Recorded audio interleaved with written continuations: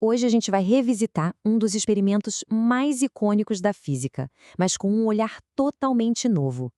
Tem uma pesquisa fascinante que está nos forçando a repensar tudo o que achávamos que sabíamos sobre como a luz cria aqueles padrões de claro e escuro.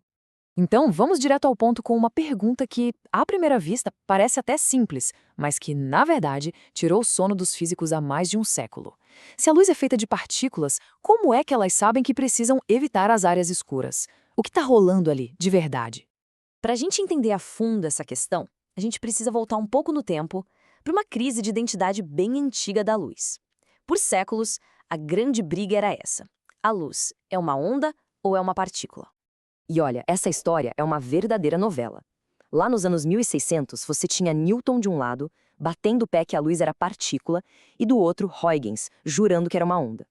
Aí, em 1801, o experimento de Thomas Young pareceu botar um ponto final na história, mostrando a interferência, que é uma coisa super de onda. Caso encerrado, certo? Errado. Chega a 1905 e Einstein vira a mesa de novo. Para explicar o efeito fotoelétrico, a luz tinha que ser uma partícula, o fóton. E aí, pronto, nasceu o paradoxo. É aqui que o nó aperta, sabe? Porque se a gente pensa na luz como uma onda, tudo faz sentido. Onde as ondas se somam, fica claro. Onde elas se cancelam, fica escuro. Simples. Mas e se a gente pensa na luz como partículas, os fótons? Como é que um fóton sozinho sabe que ele não pode pousar naquela área escura? Ele recebe um aviso? Não era para eles chegarem na tela de um jeito mais aleatório? Esse negócio era tão confuso que, em 1916, o físico Robert Millikan basicamente disse que a ideia de partícula de luz ia contra tudo que a gente sabia sobre interferência. A pergunta era, como é que a gente junta essas duas coisas que parecem não ter nada a ver? E é aqui que entra essa nova pesquisa, com uma ideia que é sinceramente genial. A proposta é a gente parar de olhar para o fóton individual e começar a pensar no coletivo. A chave não está na partícula, mas no time. O primeiro conceito é o que os pesquisadores chamam de estado brilhante. Pensa assim, não é um fóton sozinho, é um grupo de fótons que se organiza de um jeito muito específico. Essa organização, esse time, funciona como uma chave que encaixa perfeitamente na fechadura e consegue girar.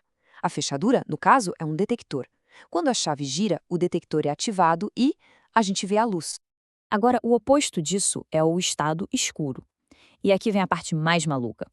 Os fótons continuam lá, a energia não sumiu, só que o arranjo deles, a formação do time, é diferente. É como uma chave que até entra na fechadura, mas não gira. E por causa disso, essa configuração não consegue passar energia para o detector. Resultado? Eles se tornam invisíveis. Então, o ato de ver a luz fica bem mais sofisticado, né? Não é só um fóton batendo em um sensor. É o estado coletivo, a formação do time de fótons que decide tudo.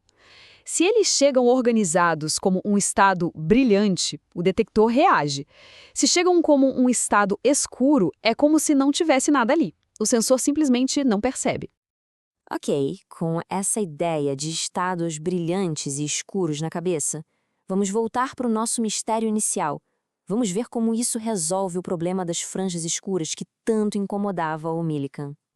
A pergunta de $1 milhão é essa: as franjas escuras estão mesmo vazias? A luz ali foi cancelada e simplesmente desapareceu? Ou tem alguma outra coisa rolando que a gente não sabia? E a resposta? Bom, a resposta dessa pesquisa é daquelas que viram o nosso cérebro do avesso. Sim, os fótons estão lá. Aliás, a análise mostra que o número médio de fótons é o mesmo em toda a tela, tanto nas partes claras quanto nas partes escuras. É isso mesmo. Então, o lance é o seguinte: interferência não é cancelamento. Não é que os fótons somem, é que eles mudam a organização do time. Nas áreas brilhantes, eles se arrumam num estado brilhante, superpotente, que os detectores conseguem ver. Já nas áreas escuras, eles se reorganizam num estado perfeitamente escuro, e aí ficam invisíveis para os nossos aparelhos. A luz não desapareceu, ela só se escondeu. Mas calma que fica ainda mais interessante.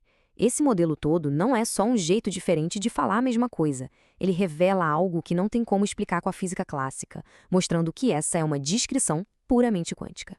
É que a teoria não fala só de dois extremos, totalmente brilhante ou totalmente escuro. Ela também prevê a existência de estados intermediários. E por que isso é tão importante? Porque esses estados são uma espécie de meio termo. Nem totalmente visíveis, nem totalmente invisíveis. Na física clássica das ondas, isso não existe. Ou a onda está lá, ou ela foi cancelada, é ligado ou desligado.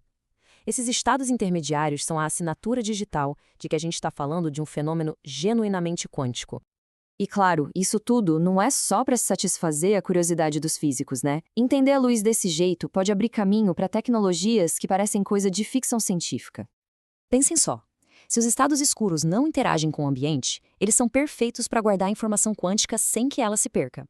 Seriam memórias quânticas super estáveis.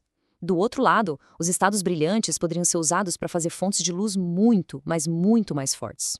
E a habilidade de trocar de um estado para o outro?